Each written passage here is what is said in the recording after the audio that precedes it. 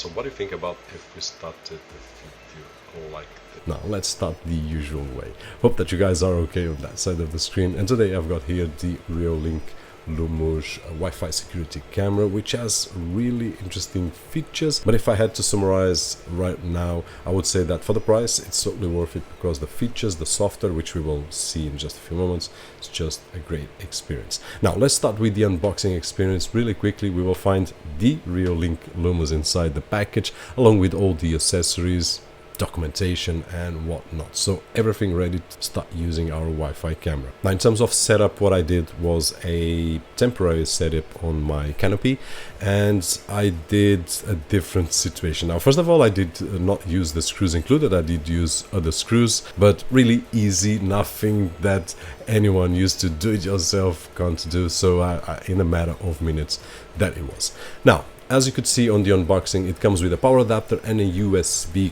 connection. So my first idea was, okay, so we can of course plug it into a power adapter on our electrical socket, but what if we want to make out of this a portable Wi-Fi camera? So I did connect it to a power bank, and guess what? It works really great.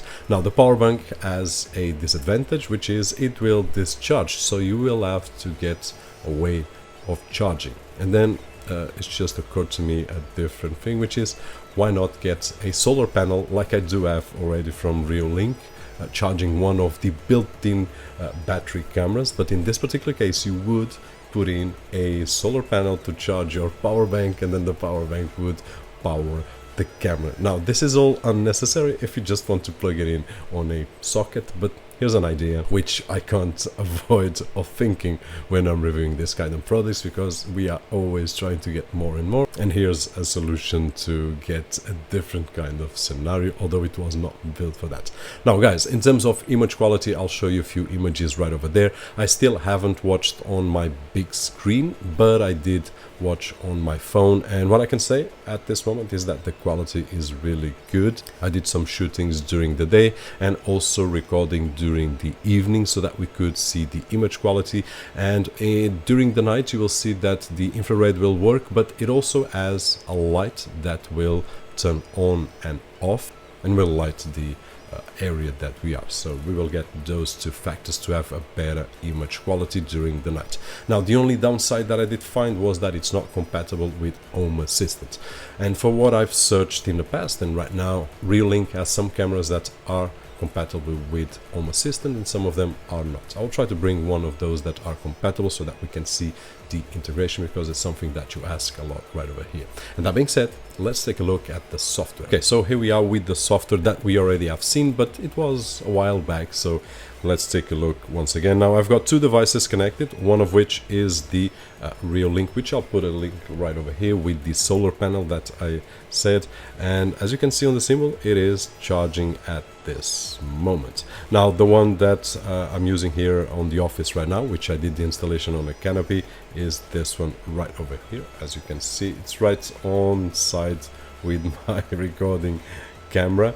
Now on the main screen we can do something. If I double tap, I will have two streams, and we can have another two streams, and I'm not really sure if we can have more, but probably yes. So if I press once, here we go, and if I turn my phone like this, and I'm not really sure how the iPhone will record, but as you can see, the image that you'll see is like that. So, and if we turn, it goes back to normal. So the first screen, we have the option to record, to take pictures, change the quality of the video, which 1080 is the maximum, and then we can also have a conversation of two ways. Okay guys, just testing out the audio that we get out of the camera.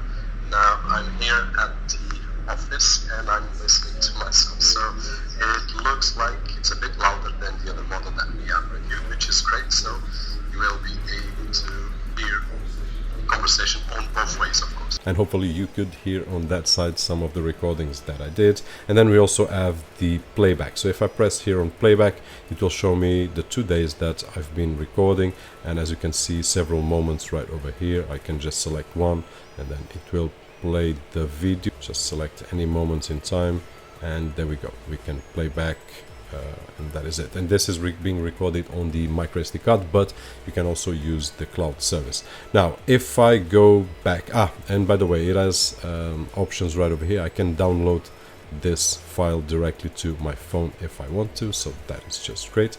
Let's go back.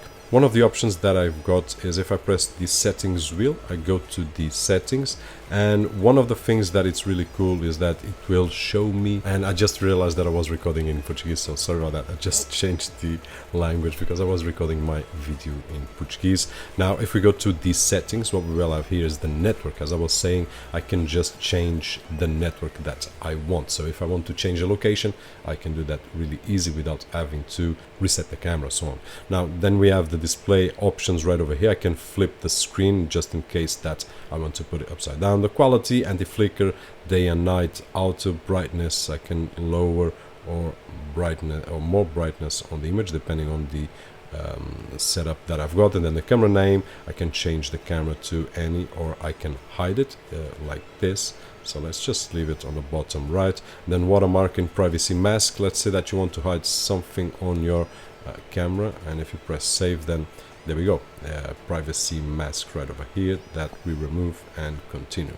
Now if we go back, we still have the detection alarm, also the camera recording, which is on at this moment, and we have push notification, email alerts, siren. Now the siren might be useful if you want to scare someone, but might be annoying if you go through the stairs like myself plenty of times. It's really annoying, especially on the evening.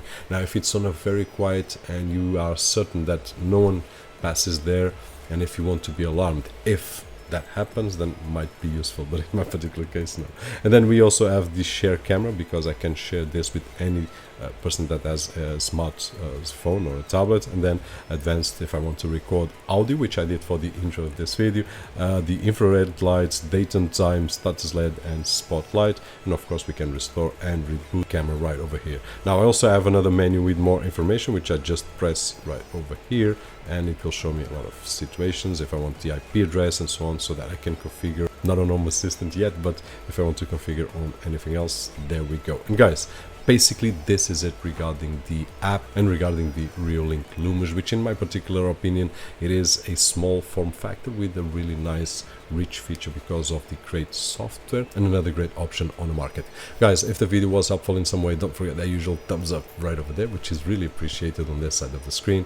My name is Roberto, and as always, I'll see you guys on the next one.